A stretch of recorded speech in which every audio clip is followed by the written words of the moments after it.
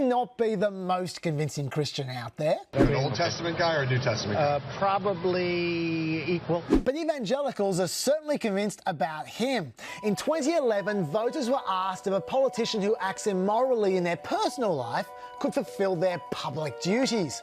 Only 30% of white evangelicals were tolerant of immoral politicians. Fast forward to 2016, and 72% of evangelicals backed politicians who committed immoral acts, more than any of the other surveyed groups. And the main difference in that 5 years was the arrival of Trump.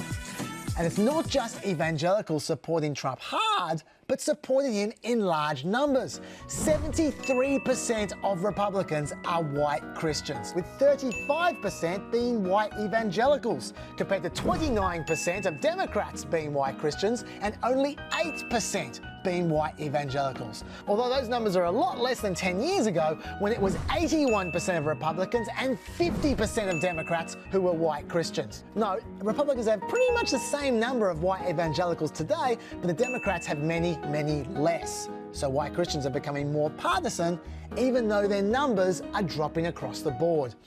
And that's because there are simply fewer white Christians. Today, 43% of Americans identify as white and Christian, compared to 54% of Americans 10 years ago, 65% of Americans 10 years before that, and 81% of Americans 40 years ago.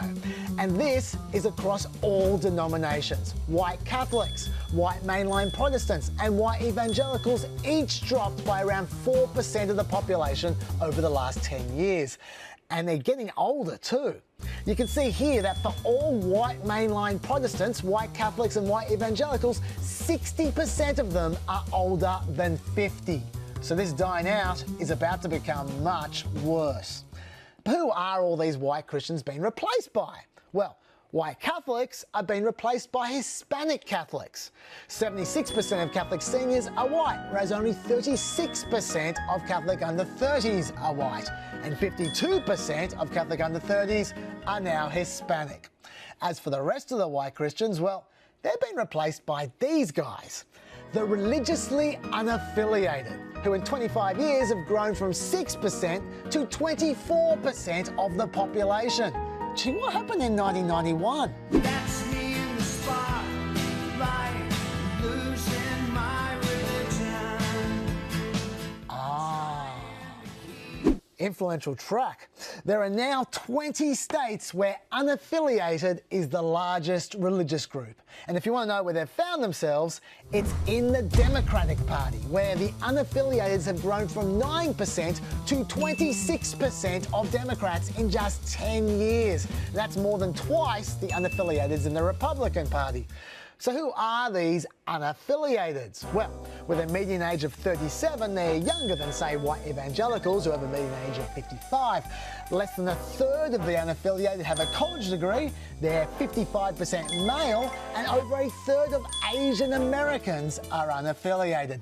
But there is one thing that they're not, and that is atheists. In fact, atheists and agnostics account for only 27% of all religiously unaffiliated people.